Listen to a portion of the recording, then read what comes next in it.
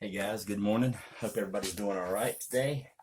I wanted to stop in and talk to you for a minute about the global pandemic that's going on right now, and I want to speak to you from a position that it's been kind of fluid since it started. Um, but to set the tone of this conversation, I want everybody to sit back and think real hard and go back 12, 13 months ago when this thing was starting in China and how it was blowing up and it was just crazy and end of the world. Nobody knew what was going on, but it was in China. Then 30, 45 days later, it's all over the world. Everybody's shutting everything down. Uh, Zombies are coming. The world's coming to an end. You know, everybody's stuck at home and, and nobody knows what's going on.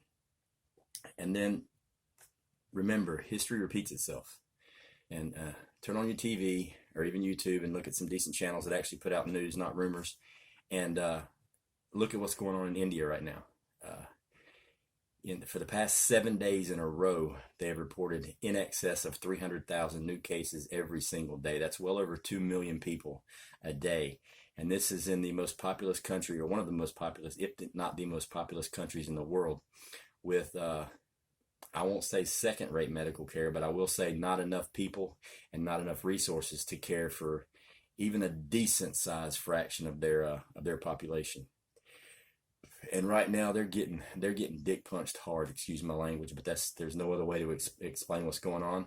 You know, when this thing whole first started, I was just like most of you. I'm like, yeah, this is all horse shit. It's just the flu. It's just the flu. It's just the flu. They're blowing the flu out of proportion. Let me tell you something. As a prepper, number one, you're skeptic right off out of the gate. You have to be skeptical of everything, but you also have to be prepared for anything. So when this thing first started, hell yeah, man, I was masked up as quick as I could be. I stayed locked down in my house. The only reason I left my house was just to go get intel and find out what was going on, and I stayed away from everybody.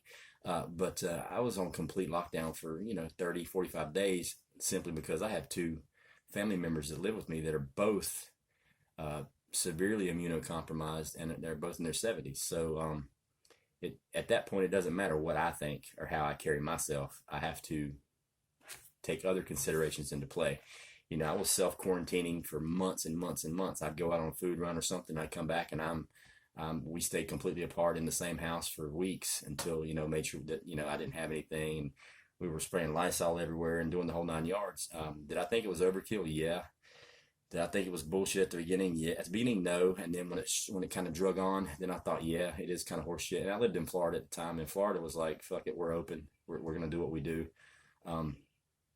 So I never once could, on the weekend, if I wanted to go get a beer at a bar, never once could I not do that. Like literally never once could I not do that.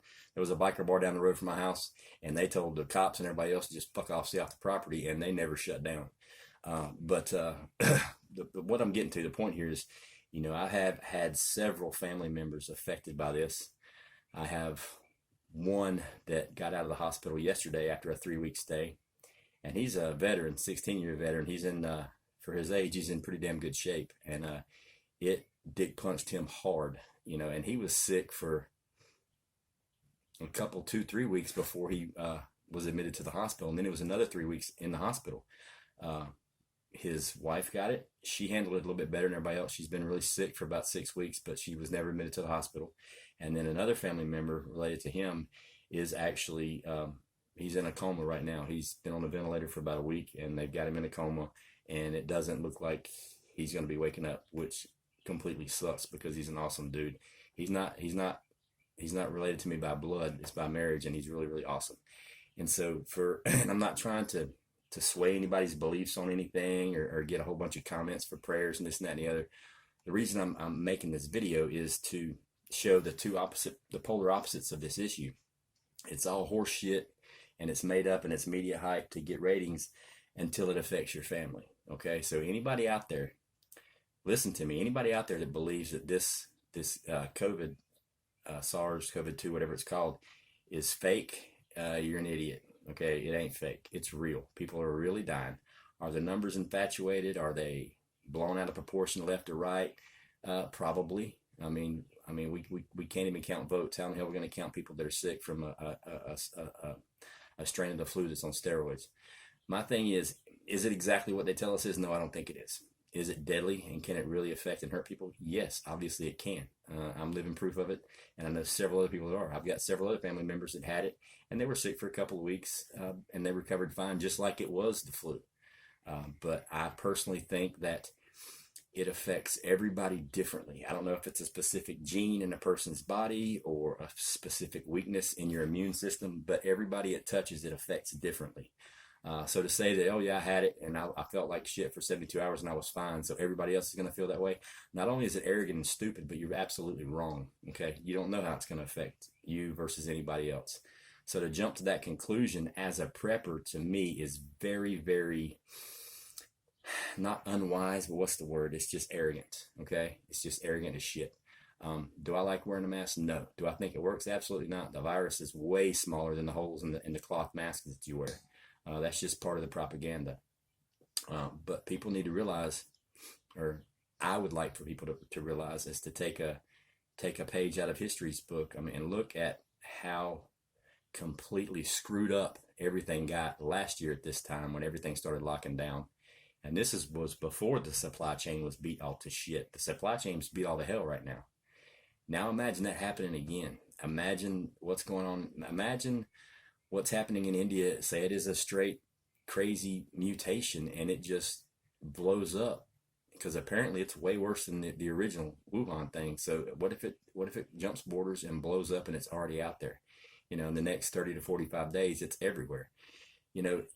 We could be going down the same road we've traveled a year or so ago, but at a factor of 10, which is really scary considering the simple fact that we've got shipping container shortages, the supply chain's banged up, people are already short on food, and now you're going to initiate another lockdown and shut the economy down again because it didn't work the first time. Think about that. Think about the people that aren't prepping right now. Think about yourself if you are prepping. If you've got holes or gaps in your preps, don't take my word as religion. I'm just putting my opinion out here because it's my channel, and apparently that's what you get to do on YouTube until you say the wrong word. Hopefully I won't do that. But if you are a prepper and you've got holes in your preps, now would be the time to fill those holes. Now would be the time to get a little overboard, maybe get a little extra. Not go buy up all the toilet paper. If you're smart, like a lot of us, you've been buying a little bit extra toilet paper for the last year to have a stockpile built up. Now's the time to make sure you've got those rice and beans. Make sure you've got, clean water, or at least access to clean water. Now's the time to really make sure that you can not only have enough food to make it for a good year or so, but make sure you have the means to grow or produce more protein that you're going to need, because nobody knows how long this is going to last. And it could, knock on wood, I'm hoping they shut it down with all this help coming from all over the world, that they'll get the oxygen in there and they'll get the help that they need and get their hands around this. But I don't see it happening that way. The hype is too big. The buildup is too big. A month ago, India had one of the lowest infection rates on the planet. They were actually putting out press releases and stuff that they believe they've reached herd immunity. Well, look at it now. It went from everything fine to Italy a year ago overnight. And so just keep your eyes out. Obviously, the Russia-Ukraine thing's a deal, the China thing's a deal, the North Korea thing, the Iran thing's a deal. That's all well and good. But you know what? Nobody asks our opinion about anything to do with politics or war. They're going to do what they're going to do. All you can do is prepare and try to be ready for what is to come. And out of everything that's going on in the news right now, I don't give a shit about Russia or Ukraine. I don't give a shit about Iran, China, none of them. This thing in India is bad. It could really, really, it could get ugly, and it could get ugly fast. And that is, especially if the administration in place now does what they claimed the former president should have done earlier. I promise you, they're having meetings in rooms right now trying to decide what to do and shutting the borders down and shutting this and that and the other down, which is probably a good thing to do. But we're going to have to keep a really, really close eye on this. And here's the thing. This is India. They don't have the most advanced healthcare system in the world. So if they're reporting 330 or 350,000 cases today, That's just the people that came to the hospitals. That's the people that came to seek. That doesn't count the people that are out in the middle of nowhere. And India has a whole lot of nowhere and a whole lot of people stacked on top of people that, number one, don't have the means to get to medical care.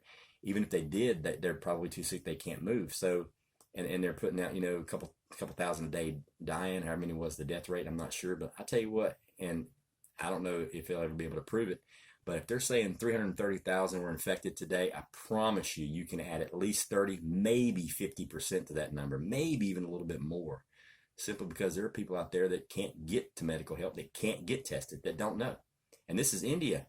This is one of the countries that was producing the V in mass amounts, that was helping shipping the V around the world, but they can't even get their people V. So, I mean, think about it. It could get ugly. Hopefully I'm wrong.